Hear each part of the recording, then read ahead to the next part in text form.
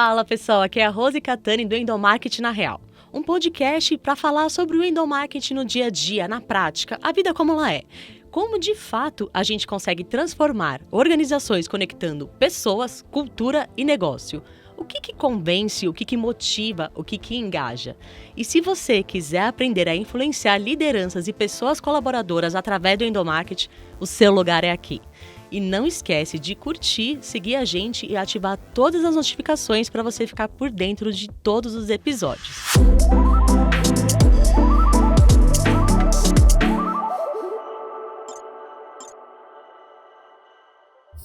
E o de hoje tá muito especial. Essa pessoa ela é minha amiga pessoal e a gente vive trocando sobre mundo corporativo. Direto eu falo para ela sobre o endomarketing, peço para ela me dar uma mentoria, conversar comigo e a gente fala bastante sobre gestão da mudança, transformação digital e inovação.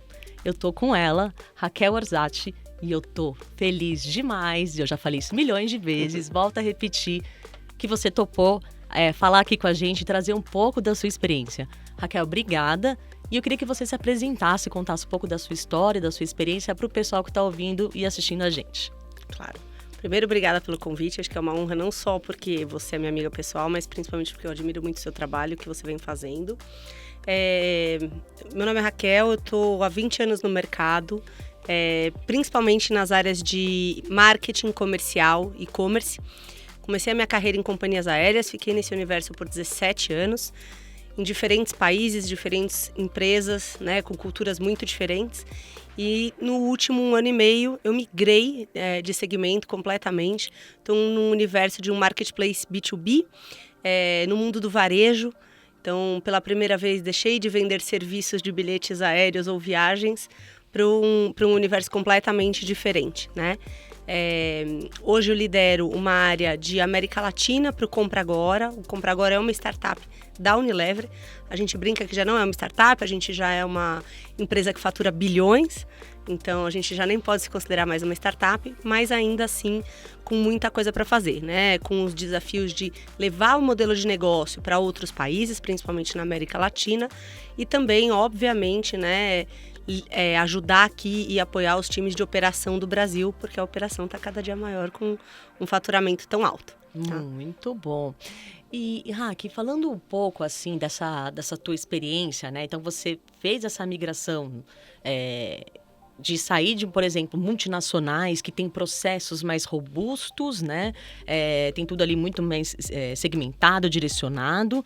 E aí você migra para startup, um negócio diferente, uma cultura diferente. Então a gente sabe que startup tem a questão da velocidade, da mudança. Então assim, a gente toma a decisão da estratégia aí, peraí, precisa... Como que é isso, né? Essas diferenças e como que você percebe como profissional mesmo, lidar com tudo isso, com essa questão de inovação, do que tem sido exigido de você, falando de inovação e dessas mudanças de segmentos? Ótima pergunta. Eu venho de universos de empresas muito grandes, né? Tive em Latam, tive em Emirates, que são empresas multinacionais e são enormes, com seus processos muito pré-definidos. O universo de aviação também é um universo muito diferente do universo que eu vivo hoje. O Compra Agora é uma startup que é parte do grupo da Unilever. Então nós somos uma startup muito diferente, porque a gente está dentro de um ecossistema de uma multinacional. A gente tem a nossa própria companhia, a nossa própria cultura, nossos próprios processos, com uma cultura de inovação, de uma agilidade muito mais acelerada do que a gente sente em empresas multinacionais. Então, acho que esse é a primeira grande diferença, né? Velocidade. A velocidade com que as coisas acontecem, a aceleração que a gente tem que ter com os times é muito grande. E aí que a gente vê que mudança é algo inerente ao negócio de startup. Você começa o modelo de um jeito, depois você afina, e isso vai afinando ao longo do tempo, quase 100% do trabalho focado nisso. E por que inovação aí passa a ser tão primordial e tão vital para o que a gente faz? A gente tem que errar rápido, né? Então, isso te permite também fracassar mais rápido e recalcular a rota, né? Entendendo o que funciona e o que não funciona para o seu negócio. No nosso caso, A gente faz isso de diversas maneiras. Mas lembrando, a gente é uma startup dentro de uma multinacional. Então a gente tem um universo bem diferente do que uma, digamos assim, uma pura startup, né? A gente tem regras, processos que ainda assim estão vinculados a uma grande organização. Então a gente vive, eu brinco que a gente vive um mundo híbrido, né? Nesse sentido. Por que pra gente inovação é tão importante e eu acho que muito mais do que um universo de companhias que eu vivi antes? A gente tem mais pressa. Então, por ter mais pressa, por ter que trazer resultados e não ter uma fórmula do que a gente faz, porque o que a gente faz é muito diferente e é inovador, né? Automaticamente, isso é uma cultura que a gente vive. Agora, eu acho que o maior desafio é como a gente mantém essa cultura, como a gente vai trazendo no dia a dia para os nossos times esse DNA, sem isso se parar. Porque, claro, a partir do momento que a gente cresce, automaticamente a gente vai se burocratizando, é natural. Você cria mais processos, você traz novas vertentes para o negócio, você vai se inflando, né? Não só de pessoas, mas principalmente de processos. Onde esses processos apoiam a inovação e aonde eles, de alguma maneira, matam o nosso dia a dia de inovação, né? E eu acho que comunicação tem tudo a ver com isso, tá? Eu acho que quando a gente tem uma comunicação e uma cultura forte que permite autonomia para os times, as pessoas se sentirem à vontade em qualquer fórum de levantar a mão e dizer eu acho isso, a gente tem uma visão 360. Com esse tipo de visão, a gente consegue permear a inovação. E inovação aqui, gente, não estou falando de uma inovação de inventar roda, né? Mas de facilitar processos, de fazer coisas de modos diferentes, isso é a mais cultura da inovação. Isso todo mundo fala, né? E até, Raquel, para complementar mesmo, eu tenho percebido, principalmente, e eu trabalho numa startup, né? Mas tem essa questão da cultura da inovação, porque a gente tem que inovar porque tem, e você trouxe um elemento muito interessante que eu aprendi na raça, que é a questão do erro. Do errar rápido. Rose, para você inovar, você precisa errar. E eu falava, meu Deus, como assim eu vou errar? Não posso errar. Como que eu vou mandar um comunicado? Imagina mandar errata, gente. Quem tá me ouvindo aqui de comunicação interna sabe que o pavor é mandar errata. E, na verdade, a cultura de inovação, ela não é bem assim, né? Eu queria que, antes de você entrar, tipo, para ficar bem claro para as pessoas, o que é a tal da cultura de inovação, né? Como que, assim, a gente erra rápido, né? Então, para eu conseguir errar, eu preciso ter segurança psicológica disso? Traz pra gente. Eu vou dar aqui a minha visão pessoal. Claro. Vou sair completamente fora do que... Aqui é a vida real, Rach. Vida real, assim, vida como ela é. Do que, né, se diz aí de inovação no mercado, o que é, o que não é. Como eu leio inovação e como eu enxergo. A partir do momento que a gente consegue melhorar qualquer coisa que a gente faça para ser mais rápido, mais eficiente, ou para chegar no mesmo lugar de modo diferente, então é o famoso, para mim, criar novas maneiras de fazer. Não precisa inventar roda, não precisa ser um novo sistema, não precisa ser um novo modelo de negócio. Inovar no dia a dia é você ter segurança, autonomia e criatividade. Porque eu acho que todos nós, de maneira, qualquer nível hierárquico, tem muito para contribuir. Para mim, a cultura da inovação é uma cultura de ouvir, compartilhar, entender, escuta ativa. Eu brinco bastante com isso, eu falo, a gente realmente está ouvindo as pessoas? A gente está atento, né? Eu, particularmente, venho trabalhando muito na minha própria escuta ativa, porque automaticamente, todos nós, a gente ouve para responder. A gente não escuta efetivamente. E às vezes, através de uma frase que você ouve numa reunião, saem insights e coisas tão poderosas que, para mim, inovar é isso. Ouvir a ponta, né? Ouvir cada um dos atores do seu negócio. Não importa o nível hierárquico, não importa o time. Às vezes, os melhores insights vêm de times completamente diferentes do time que você lidera. Então, saber ouvir e ter estas relações interpessoais, para mim, isso é inovação. Tem muito a ver com o comportamento humano. Ouvir o outro, entender, trazer diversidade para dentro de casa, né? E não diversidade só para cumprir tabela, ou a minha organização está focada em SG. A diversidade como estratégia de apoio de inovação. A gente só consegue inovar se a gente olha de diferentes maneiras. Para mim, tem a ver com escutativa, tem a ver com dar possibilidade dos seus times se sentirem confortáveis para falar. Então, isso tem tudo a ver com segurança psicológica, mas principalmente, e mais que isso, conhecer as pessoas com quem você trabalha. Quanto mais diverso é o seu universo, mais você abre o seu leque. E, Rachel, você me deu aqui um super insight, né? Como sempre, conversas super ricas que eu tenho com você, que eu vou fazer uma ponte para o mundão do endomarketing, né? Quando a gente tem ali profissionais da área, eu recebo muitas perguntas. Rose, eu não aguento mais fazer a mesma campanha para datas comemorativas X, né? Eu sempre faço do mesmo jeito. E aí eles viram pra mim e falam assim, que e-mail que eu posso mandar? Ou eu tenho que fazer um vídeo? Ah, não, tem que usar um aplicativo. Não, agora eu preciso usar um mural digital. E aí eu sempre respondo, gente, para você ter essa criatividade, para você inovar, não é sobre os canais, não é somente sobre os canais. E o que você está falando da cultura de inovação, né, faz muito sentido para quem atua, acho que em qualquer área. Mas agora, puxando a orelha do time de endomarketing mesmo, o quanto a gente está aberto ouvindo as pessoas. Porque, de fato, nós somos especialistas na área, né? Então, tecnicamente, temos ali um pouco, né, mais conhecimento, a gente está um pouco mais avançado, mas, de fato, o quanto que a gente ouve as pessoas que estão dentro da empresa? O quanto eu me relaciono, por exemplo, com a rede de negócios, né? O quanto que eu vou na ponta ali, pegar e conversar e falar assim, ô, galera, tô aqui com uma campanha, vocês gostam do que a gente faz? Quantas vezes a gente pede feedback e a gente vai agregando essas diversidades de pensamentos, visões diferentes, né? Então, assim, para mim é muito interessante você trazer esse ponto e mostrar o quanto isso faz parte de todas as pontas da organização, né? Então, até para deixar bem claro, viu, gente, do endomarketing, vocês estão me vendo, me ouvindo. Ai, meu Deus, só eu passo por isso. Não, alecrim dourado, não. Todo mundo passa por isso e é muito importante a gente ouvir isso de uma liderança, né, que tem aí um papel super importante dentro da organização. E, Hack, inclusive, né, a gente vem conversando bastante, você teve uma experiência maravilhosa recentemente. E eu queria muito que você trouxesse, porque essa experiência, ela fala muito de culturas, línguas, países, né? Então, eu queria que você contasse pra gente um pouquinho como que foi a tua viagem para Israel, dar um contexto pro pessoal aí que eu tenho certeza que vai gerar insights poderosíssimos. Não, perfeito. Até vou voltar um pouquinho antes do que você falou para os times de endomarketing. Eu acho que eu concordo 200% com o que você trouxe.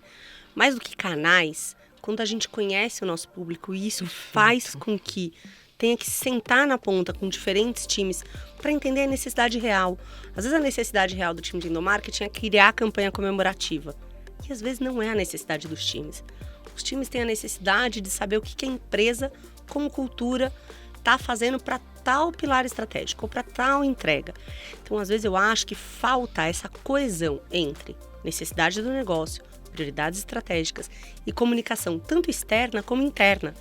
A gente olha muito para a comunicação externa e olha para a interna exatamente desse modo. Eu acho que falta um pouco e que a gente pode melhorar muito como organizações mesmo, olhar para dentro um pouco, né? Pega o de fora. Perfeito, nossa comunicação externa é super relevante. Mas como que a gente se comunica internamente?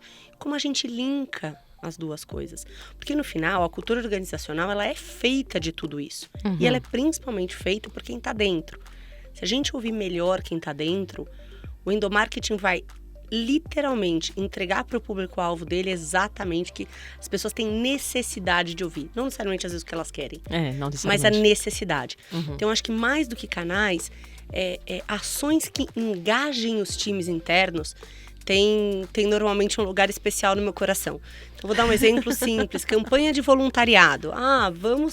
Campanha do agasalho. Vamos todo mundo doar agasalhos. Por que a gente não pega esses times e leva uma manhã para entregar marmita na rua? Ou para pintar uma parede de uma escola em algum lugar? Isso faz com que os times... Obviamente, a gente pode dizer, mas isso tem a ver com team building. Também tem. Mas também mostra que tipo de comunicação a gente quer para dentro. O que a gente está mostrando? Quero comunicar o quê? A ação. Uhum. Eu não quero só comunicar, olha, a nossa marca faz isso, a nossa cultura é assim. Exato, tem que ser uma Você coisa... mostra com com genuíno, exemplo. Com exemplo, Né? né? E é uma coisa muito importante que fala, né? Que tem o externo, tem o interno hoje. Não tá mais nem como a gente Todos separar. nós somos atores, né? Todos nós somos. Então, assim, é esperado, inclusive, que tenha esse movimento interno para que as coisas sejam genuínas, para que as coisas tenham velocidade, né? Então, assim, quando, por exemplo, a ação de voluntariado dá super para conectar com cultura. 100%. 100%. Você também promove a integração dos times. Você acaba... Porque nesse momento ali que você está fazendo todo mundo em prol de um objetivo, você acaba gerando uma conexão com a pessoa e você fala, poxa, peraí, deixa eu me conectar com você, semana que vem a gente faz uma reunião. Então, assim, acho que a gente também tem que promover esses momentos de conexão, né? Então, eu falo muito sobre isso. Principalmente no mundo híbrido que a gente vive, ou não Exato. Presencial e remoto, que é uma realidade de grandes empresas, ou de grandes, enfim, da maior parte, acho que das pessoas no mundo hoje, né? Principalmente no pós-pandemia. Como aproveitar esses momentos de interação presenciais para que, claro, sejam de trabalho, sejam de entrega, mas que sejam também de conexão, né? Então, eu acho que o endomarketing tem muito a contribuir nessa comunicação de público-alvo, nessa escuta ativa. Não é simplesmente mandar um comunicado. O que esse cara quer ouvir? Qual a necessidade do meu time de finanças? Qual a necessidade e dificuldade do meu time de marketing? Qual a dificuldade e começar a entender onde estão as dores. Eu acho que tem muito, muito a se fazer ainda nesse movimento. Mas pegando um pouquinho o gancho da pergunta sobre a viagem de Israel, a viagem de Israel, particularmente foi transformadora. A empresa que eu trabalho faz uma reunião, ou uma viagem de estudos e de conhecimento para os seus principais líderes e para os seus principais clientes. Então, enquanto a maior parte das corporações levam os seus principais clientes para ganhar, para um final de semana incrível em algum lugar, ou para premiar com um carro, uma TV, uma moto, enfim.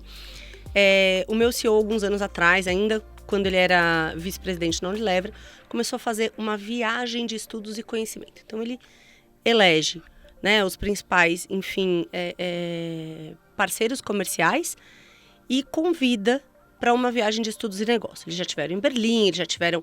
Gente, que ideia maravilhosa. Em ideia Estocolmo. Maravilhosa. Por quê? Que ele entende que isso é uma coisa super forte da nossa cultura e que eu particularmente amei.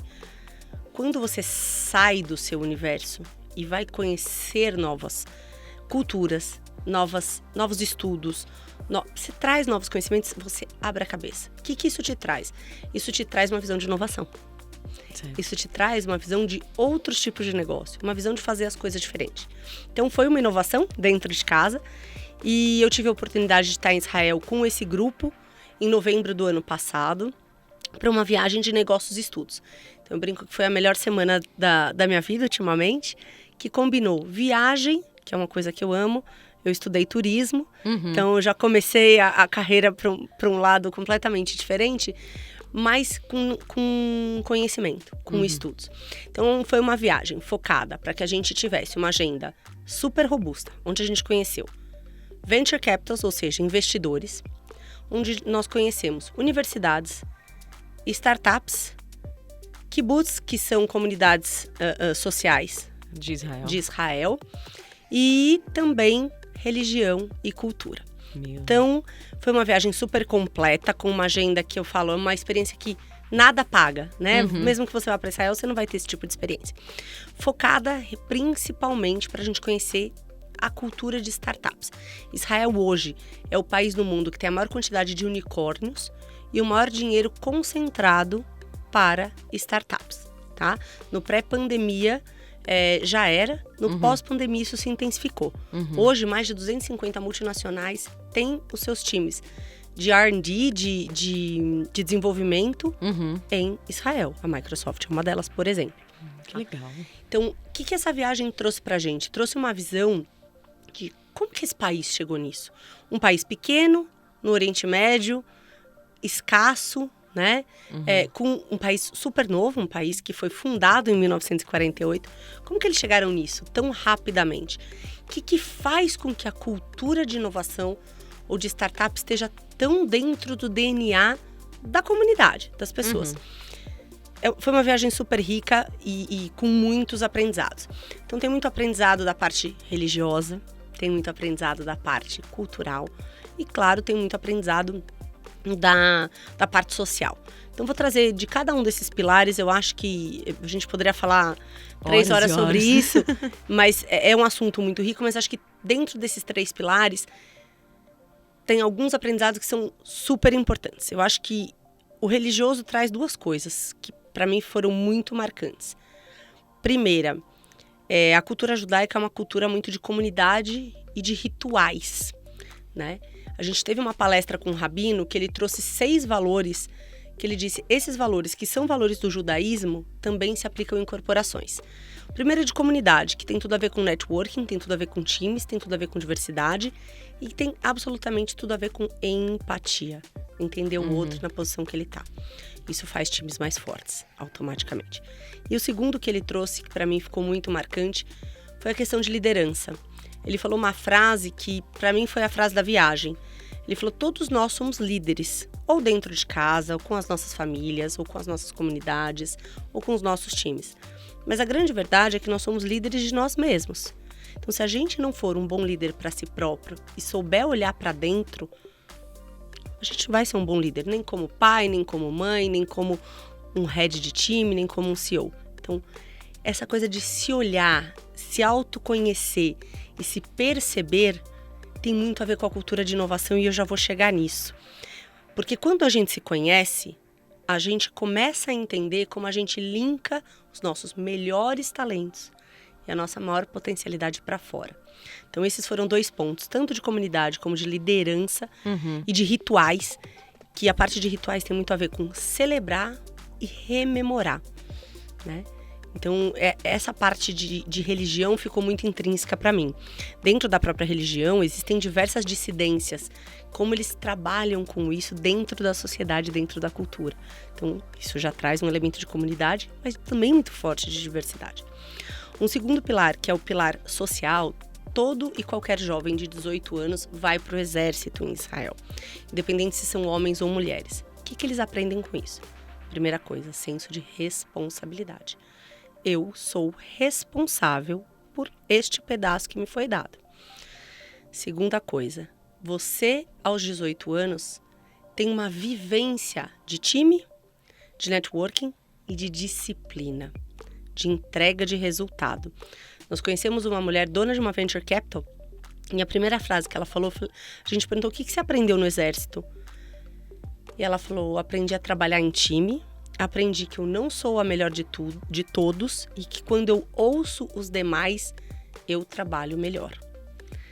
E ela trouxe também uma coisa que ficou muito marcada para mim, que foi a questão do... Quando a gente trabalha, a gente está no exército, a gente tem responsabilidade e comprometimento, né? A gente está falando de coisas sérias.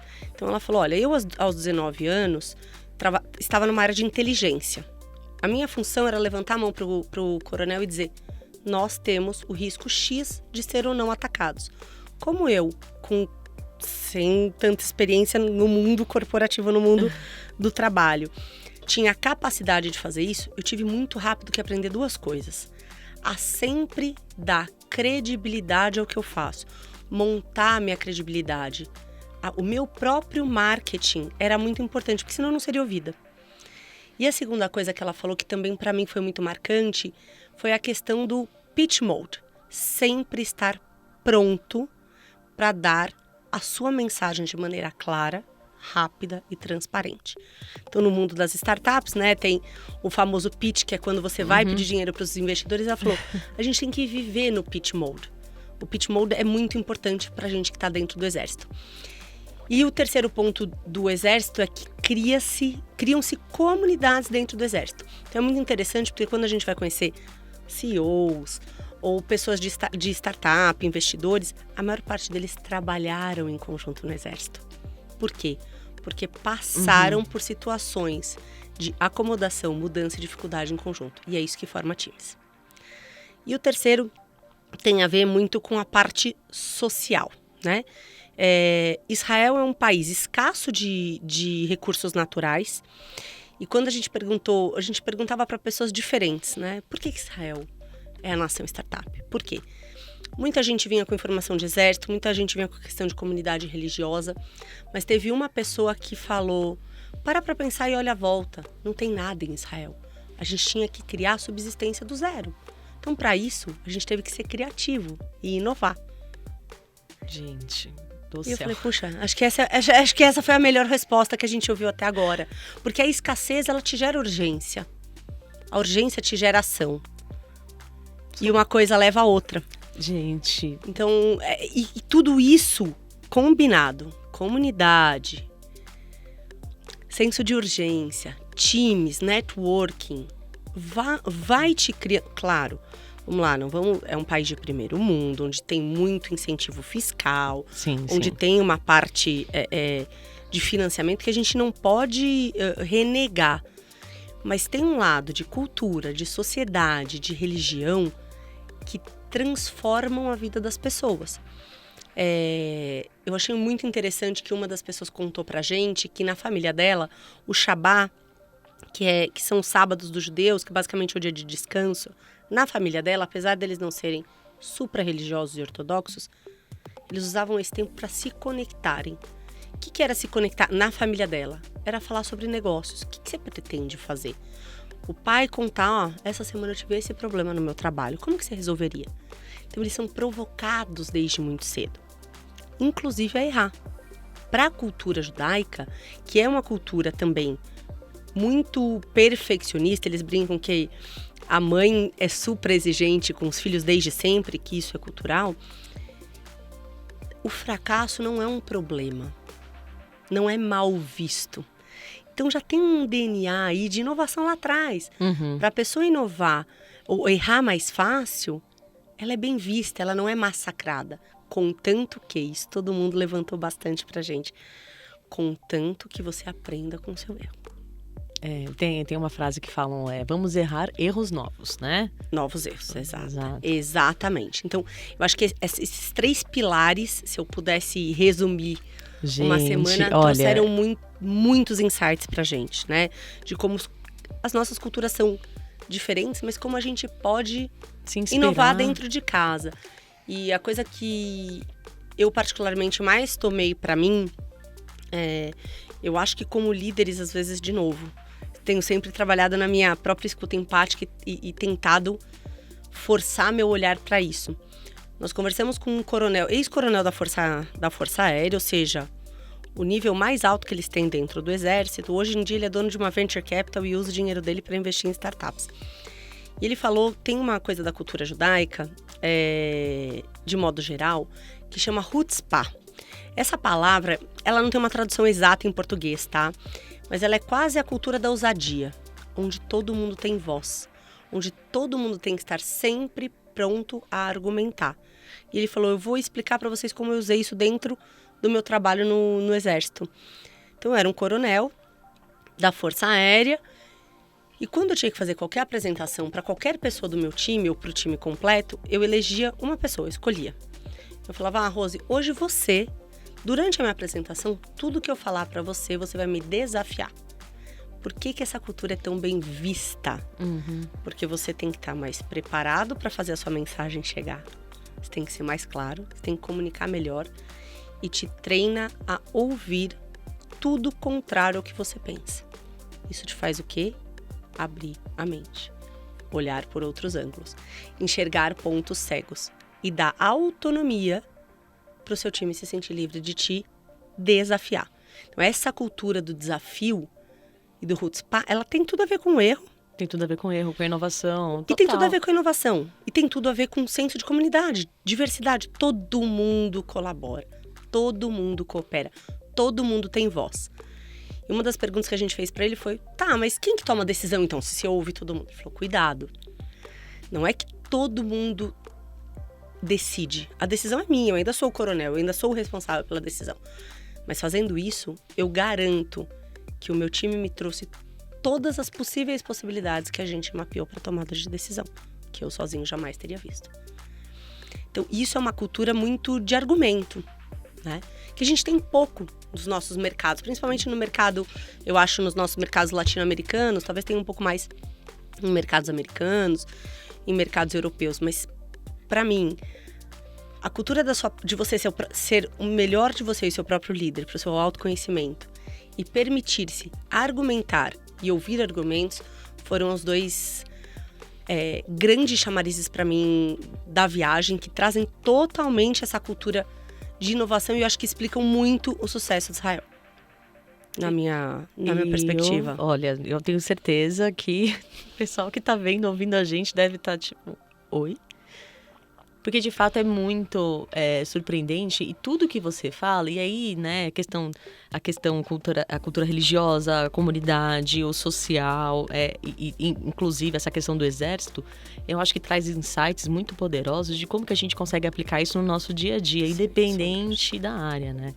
E, nossa, obrigada, Rachel, por compartilhar. É a primeira vez que eu tô ouvindo essa história, né? A Raquel sempre me falou, não, fui pra Israel, foi super legal, transformador, mas assim, no detalhe é a primeira vez, então eu tô, uau, tipo, tô cabeça borbulhando aqui, pensando muito como que dá pra trazer isso pro nosso dia a dia. E, Raquel, falando um pouco, assim, eu sei que você trouxe muito sobre o que você vê como comunicação, como, né, o que você espera, o que você tem de expectativa dentro das organizações. E você fala, nessa experiência de Israel, você trouxe o ponto de comunidade, você trouxe o ponto da cultura do desafio, você trouxe o ponto da diversidade.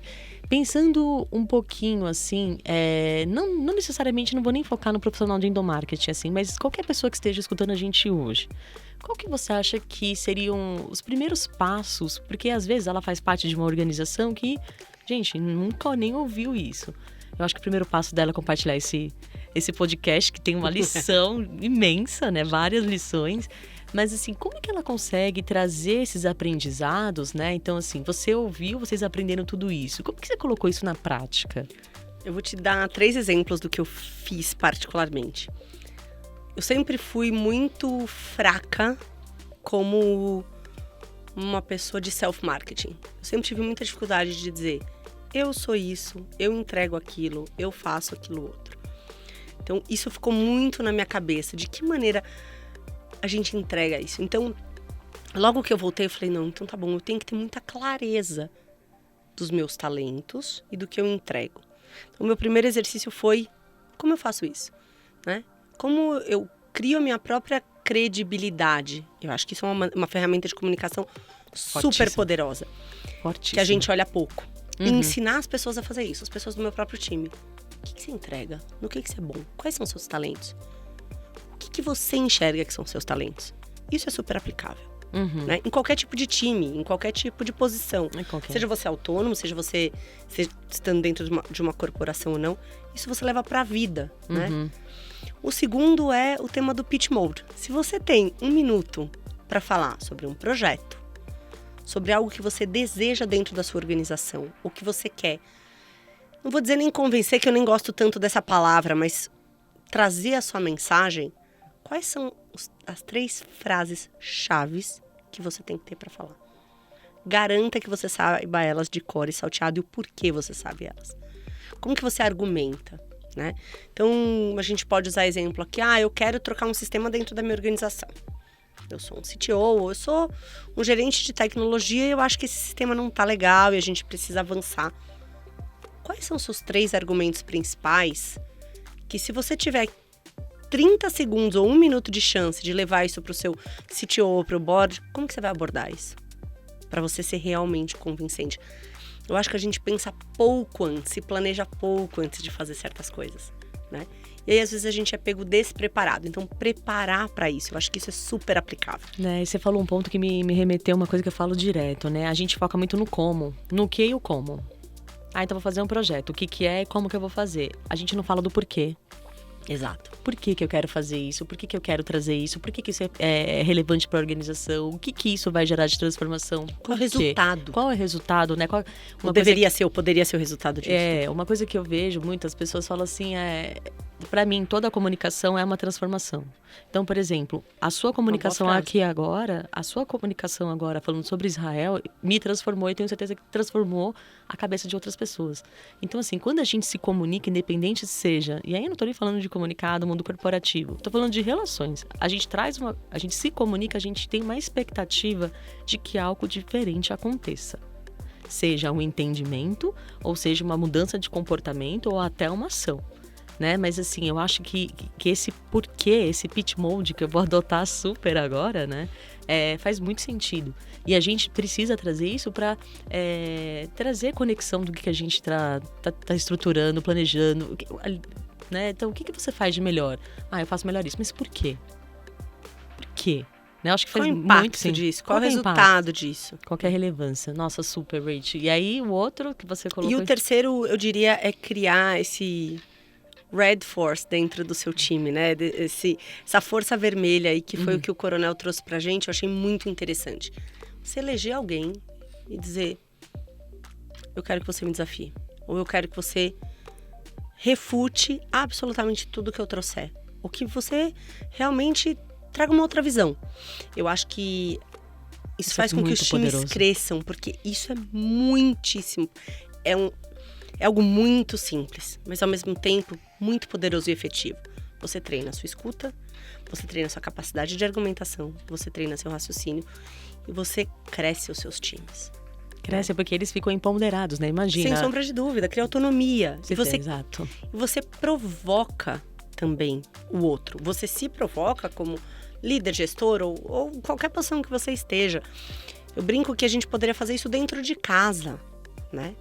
Quando você traz uma ideia lá dentro da sua própria casa, para o seu parceiro, para sua parceira, para o seu, enfim, filho, filha, pai, mãe, a gente não pensa que a pessoa vai trazer um argumento contra. Se você incentiva isso dentro da sua própria casa, você vai criando uma cultura e um hábito de ser desafiado. O que isso te ensina? Tudo bem não estar na zona de conforto. Tudo bem você errar. E tudo bem que você não tem sempre razão. Isso te cria... A palavra não é casca, mas te cria... Uma resiliência, uma flexibilidade. Exato, te cria poder, eu acho. O poder do desconforto, né? Acho que a gente fala muito disso e... toma banho gelado para você ficar desconfortável. E essa é uma outra maneira de você criar desconforto. Né? Eu acho que tem como muita ser humano, gente a gente quer ser preferiria muito, tomar banho sem gelado do que dúvida. ouvir. Conheço. A gente quer ser muito validado o tempo todo. Será que a gente precisa ser validado o tempo todo? Né? A gente fala muito nas organizações que a resposta nunca tá só com uma pessoa. Mas a gente acaba agindo assim em muitos papéis da nossa vida. Né? Não só profissionais, mas até pessoais.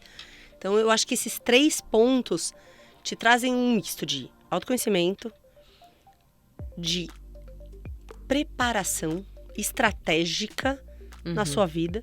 E o terceiro, te tira da zona de conforto. É ruim? Depende de como você encara. Eu acho que a cultura de Israel encara isso de maneira muito positiva. Exato. E usam isso a favor. E a gente pode fazer isso também. Né? Nossa, gente, que aula, socorro. Tava preparada para isso não, gosto assim. Rach, pra gente ir caminhando aqui pro fechamento do nosso super podcast transformador, que eu tô até agora sem palavras, né? Mas você falou muito da questão, e a gente tem feito, muito engraçado você trazer esses pontos do erro, né? Que a gente tem feito isso nos nossos podcasts, né? Como é a vida real, como ela é, o endomarketing, enfim. A gente vê muito assim, eu vejo muito o pessoal ali, principalmente no LinkedIn, tipo, nossa, sou incrível, nossa, fiz tudo, foi um desafio, mas eu junto com o time, blá, blá, blá. Eu tô perguntando para as pessoas convidadas quais foram os maiores tropeços ou os maiores erros que elas cometeram. Como você trouxe muito legal essa parte da cultura da inovação, trazendo a questão do erro, enfim. Você pode compartilhar com a gente quais foram esses erros e como que você lidou com eles? Acho que todo mundo comete erro, começa daí, né? E acho que a gente pouco fala sobre eles. Então, acho que é uma pergunta super interessante que me traz até uma reflexão. Eu acho que os maiores erros da minha carreira foram quando eu não quis sair da minha zona de conforto. Então, tomei decisões muito focadas de aqui eu vou melhor. Aqui eu vou melhor, aqui eu vou brilhar mais. Então, aqui focar na zona de segurança. Então, por muito tempo na minha carreira eu foquei na zona de segurança. E eu acho que isso foi um erro. Principalmente há muitos anos atrás. Eu acho que depois eu tive um segundo erro que foi todas as indicações de uma situação X me diziam A. Eu falava, não, minha intuição fala B. Minha intuição fala B, então eu vou focar no B. Sabe aquele ponto cego? A gente tem que olhar para todas as possibilidades. Aquela coisa que você fala, não, mas isso não vai acontecer, jamais. Pá, acontece. Aí você fala, opa, onde está meu erro de leitura? Então, esse foi... E eu já cometi ele muito mais do que uma vez ou outra. E eu tenho tentado cada vez mais me desafiar para evitá-lo. Né? Eu acho que é uma coisa natural, a gente não vai estar 100% certo. Então, saber olhar por todos os ângulos. Eu acho que esse foi Tiveram 2 episódios onde isso realmente me tirou ali do jogo, né? E o terceiro, eu diria que foi muito relacionado a ouvir pouco o que estavam me falando. O segundo e o terceiro estão muito próximos, se a gente olhar. Mas de não escutar e de não me atentar àqueles famosos sinais que não são sonoros, não são visíveis, mas que eles estavam lá. Então, não ouvir ativamente as pessoas. Não ir a fundo em certas coisas. Porque, não. Não, porque não tá lá. Eu acho que esses 3 erros têm muito mais a ver com conexão, com comportamento humano e com autoconhecimento, até do que com os negócios. Eu acho que a gente erra nos negócios porque a gente erra com as pessoas. Porque a gente erra com as pessoas. E com a gente mesmo, né? De não ouvir, de não se atentar. Eu acho que às vezes a gente tem uma tendência, como ser humano, não só como líderes ou como profissionais, de olhar pouco para dentro também. Então a gente tem hora que a gente fala, eu tô mal na fita aqui, mas aqui eu garanto. E é nessa hora que o seu blind spot aparece, em 3, 2, 1. E aí você comete erros. E aí você fica inseguro. E daí é um ciclo vicioso, né? Você entra num círculo. Então eu acho que esses 3 erros são erros com os quais eles me custaram, eles me doeram e eu aprendi. Eu acho que eu diria que um último, que eu não sei se é bem um erro, mas que talvez seja um aprendizado. Não teve uma grande situação que eu digo, não, esse foi o erro dessa grande situação. Mas e tem a ver com o que a gente falou de self-marketing e pitch mode, que é como eu me coloco em determinadas situações, em determinados momentos. Eu acho que tem muito a ver com posicionamento, né?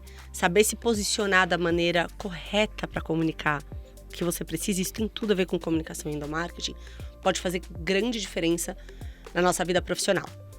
Né? Pode ser uma mudança, um game changer mesmo, super significativo para o que você entrega. Então eu diria que esses foram os maiores erros / aprendizados e vão vir novos por aí adiante de famoso assim a gente espera cair e levantar, porque faz parte também do processo. Porque eu vou querer uma segunda temporada aqui com você para você continuar dando esse show aqui, a gente aprendeu um monte de coisa. Eu acho que eu falei algumas 500 vezes hoje. Amei, aprendi super, tô com várias insights, eu tenho certeza que o pessoal também. Eu quero agradecer demais a sua participação, Rach, foi super, muito, muito, muito incrível, muito rico. E nossa, desejar que você erre bastante, que você seja desafiada demais, que tenha esse senso de comunidade, que você cresça super mesmo. Muito, muito, muito obrigada. Não, eu que agradeço. Para mim também foi um super aprendizado e uma oportunidade incrível também de pensar, refletir e dividir. Muito bom, muito bom. Bom, pessoal, então esse foi o podcast com a Raquel. Eu espero que vocês tenham gostado, assim como eu também estou encantada. Fiquem ligados nos próximos episódios que a gente vai continuar aqui trazendo o endomarketing na real. Um beijo e até a próxima.